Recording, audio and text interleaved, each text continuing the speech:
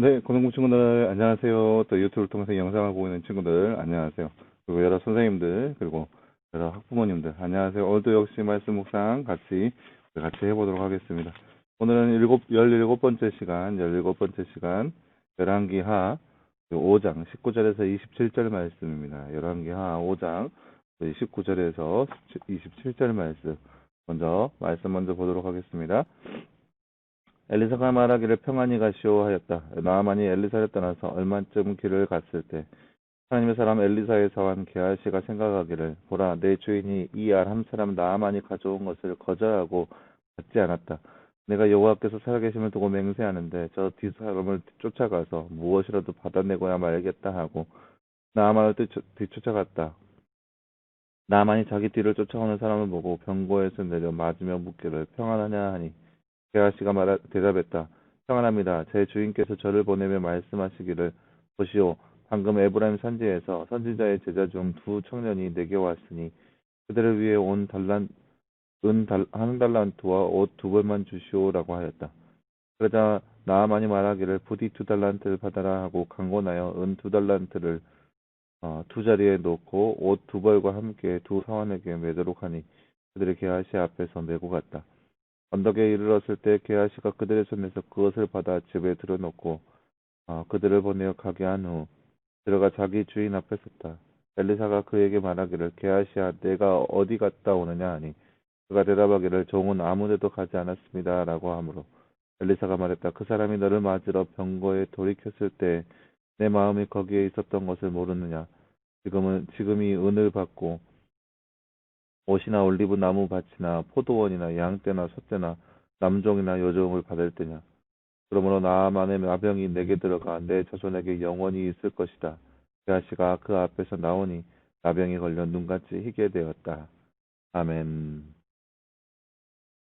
네. 그 이해를 위해서 한번 볼까요?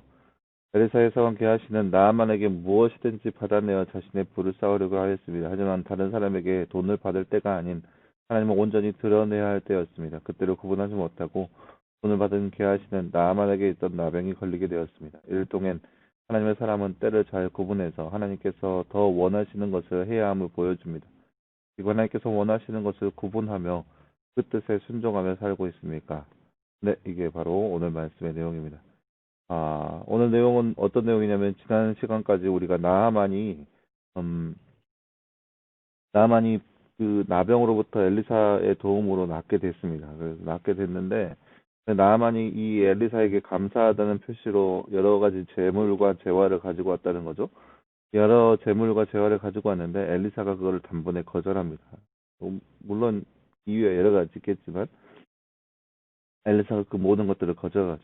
근데 옆에 있는 사환 게하시라는 사람이 그 재물을 가지고 왔는데 자기의 주인 엘리사가 하나도 받지 않는 것을 보고 너무나 안타까워 여겨요. 그리고 자기 속으로 생각하기를 저거 좀 내가 대신해서 받으면 어떨까라는 생각을 가지고 어 나만이 이제 갔을 때 쫓아가서 거짓말을 하죠. 멀리서 손님 두 명이 아니라 그 손님을 위해서 은 한 달란트와 옷 두 벌만 주라고. 그런데 이제 나만이 강권해서 은 2달란트를 주어서 받게 되죠. 중요한 것은 이 게하시가 거짓말을 했을 때 이 엘리사를 어, 대변한다는 목적으로 해서 거짓말을 했고 그리고 받아왔고 그리고 그런 죄악들을 사환이 했고 또 돌아가서 엘리사가 너 어디 갔다 왔느냐 했더니 아무데도 가지 않았습니다. 해서 또 거짓말을 했어.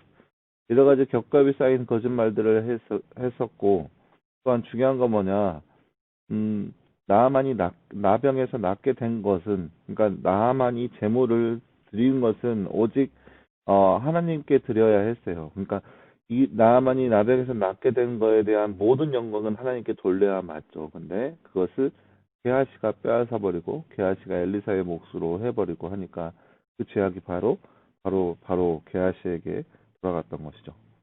다른 주제 볼까요? 엘리사가 선물을 받지 않겠다고 거절하자 엘리사의 사환 게하시가 나아만을 따라가서 어떤 거짓말을 하나요? 손님이 왔으니까 손님에게 줄 은 달란트와 옷 두 벌만 주라고 얘기를 하죠. 이것이 바로 거짓말입니다. 게하시가 나아만에게 한 일은 무엇인가요? 게하시가 나아만에게 한 일은 바로 아까 말씀드린 것처럼 손님이 왔으니까 손님에게 대접할 것을 달라고 거짓말을 했습니다. 엘리사가 게하시에게 어디 갔다 오느냐라고 질문했을 때 그는 무엇이라고 거짓말했으며 거짓말의 결과는 무엇이었나요? 아무데도 갔다 오지 않았다라고 했고 거짓말의 결과는 나아만의 나병이 게하시와 게하시의 가족 가운데 들어가게 되었습니다. 하나님께서는 내가 어떠하기를 바라신다고 생각하나요? 오직 하나님께 영광 올리기를 바란다는 거죠. 하나님께서 이 땅 가운데 사는 사람의 목적은 오직 하나님께 영광 올리는 것이고 또 그것을 영원토록 기뻐하는 것이 바로 사람의 제일된 목적이고 유일한 이유입니다. 그래서 우리가 살아가는 동안에 하나님께 영광 올려드려야 돼요. 또 하나님께서 하시는 일을 보면서 저건 하나님께서 하시는 것이다 여기면 하나님을 찬양해야 맞아요. 마치 내가 한 것이냐 그 영광을 독차지한다면 그건 죄악이죠. 그건 하나님의 역사가 아니라 사단의 역사에 불과한 것이죠. 왜요? 죄가 나왔으니까. 하나님은 죄의 속성이 없으시는 분이십니다. 게하시가 나아만에게 찾아간 이유가 무엇입니까? 바로 자신의 이익을 챙기기 위함입니다. 그러니까 영광을 독차지하는 거죠. 나아만이 병에 나은 거에 대한 그러한 영광을 자신이 차지하기 위함이죠. 게하시의 모습을 통해 그에게 임한 죄의 모습은 어떠한가요? 바로 나아방의 나병이 게하시에게 들어가게 됐습니다. 이것은 어찌 보면 이 성경에서는 많은 부분에서 여러 그 병들을 죄의 결과로 얘기하기는 해요. 그래서 나아만의 이 지금까지 죄악된 모습들 어쩌겠어요. 이게 나아만이 하나님께서 나아만에게 여러 가지 권능을 허락해 주셔서 막 전쟁에서 이기게 하시고 했는데 나아만은 여전히 이방 사람으로서 이방 신을 섬기는 사람이었어요. 근데 그 제약은 있는 거죠.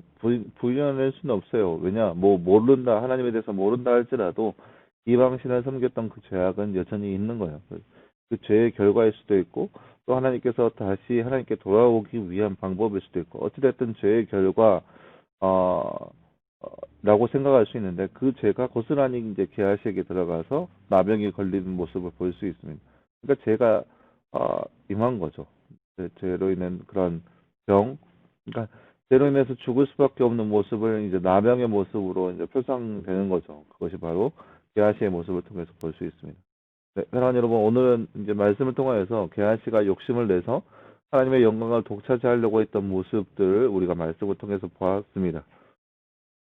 이런 경우들이 종종 있어요. 어떤 경우냐면은 이제 여러분 나중에 좀 커서 이제 기도하러 다니는 사람들 막 보면은 막 그들이 막 자신의 이름을 내걸고 뭐 막 그렇게 할 때가 있어요. 막 현수막에 보면은 뭐 예언의 예언의 은사를 가진 자 막 해가지고 누구 뭔 은사 가진다, 치유의 은사, 치유 대세미나 해가지고, 누구, 막, 이렇게 자기 이름을 내걸고 하는 경우들을 종종 볼 수 있어요. 하지만 그 모든 것들은 하나님의 영광을 빼앗은 것밖에 안 돼요. 사람은 어떠한 일이라도, 제가 말씀드렸죠? 나병을 낫게 하는 것은 사람의 능력으로 전혀 할 수가 없어요. 그런데, 나만의 나병을 게하시가 마치 엘리야가 낫게 한 것처럼 그렇게 게하시가 했다라는 거죠.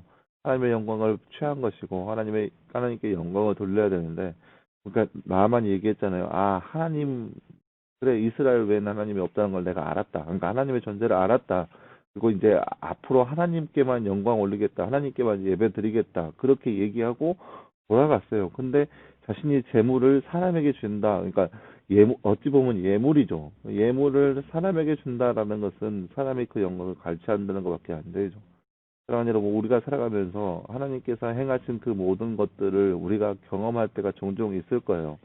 그 모습이 어떠하든지 간에 우리가 만약에 공부하던데 뭐 지식을 준다든지 지혜를 준다든지 뭔가 성취를 허락하신다든지 그런 모든 것들이 있을 텐데 그 영광을 우리의 것으로 취하면 안 된다는 거예요. 내가 열심히 해서 했다.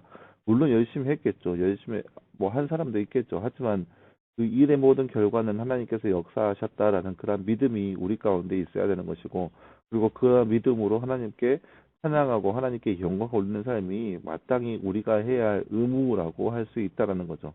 그래서 사랑하는 여러분, 평생에 살아가는 동안에 하나님을 높이며 하나님께 영광 올려드릴 수 있는 그러한 삶의 모습이 바로 우리의 삶이 되기를 간절히 소망하며 함께 기도하겠습니다.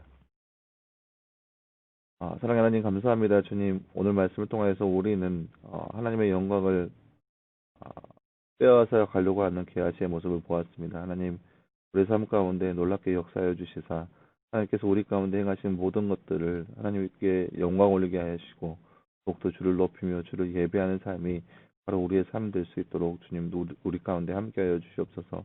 이 모든 말씀 감사드리며 살아계신 예수님의 이름으로 기도하였습니다. 아멘. 네, 여러분 감사합니다. 오늘은 이제 토요일입니다. 주말. 내일은 거룩한 주일입니다. 예배 시간에 우리 함께 봤으면 좋겠습니다. 내일부터는 이제 우리가 대면 예배 시작하죠. 대면 예배 시작해서 이제 교육관에서 새로 있는 교육관에서 예배를 드립니다. 여러분 교육관에 대한 안내는 이제 셀 단톡방을 통해서 여러분 선생님들 통해서 셀 단톡방에 아마 공지하도록 하겠습니다. 여러분 그래서 부디 내일은 교회에서 많이 보았으면 좋겠습니다. 오늘 일찍 자고 내일 뽀샤시한 모습으로 함께 뵀으면 좋겠습니다. 그러면 수고했고 말씀 묵상은 또 월요일 날 시작합니다. 여러분 말씀 묵상 월요일 날 다시 보도록 하겠습니다. 여러분 수고했습니다.